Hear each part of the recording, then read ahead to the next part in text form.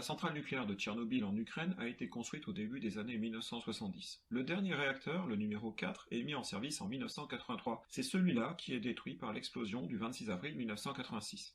Il est de type RBMK, de conception soviétique, c'est le type de réacteur installé dans la plupart des centrales soviétiques. L'accident se produit suite à une série d'erreurs humaines commises au cours d'essais sur le réacteur concernant justement ces systèmes de sécurité.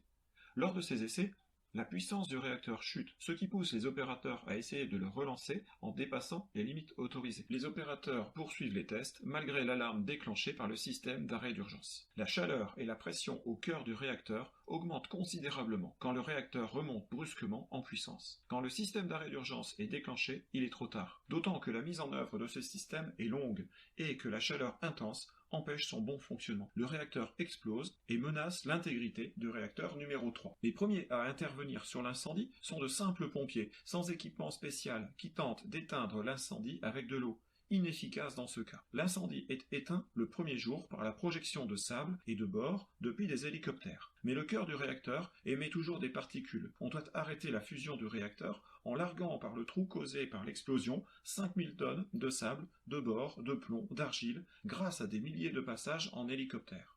On envoie sur les toits des milliers d'hommes, surnommés les liquidateurs, qui ont chacun 90 secondes pour collecter les débris radioactifs.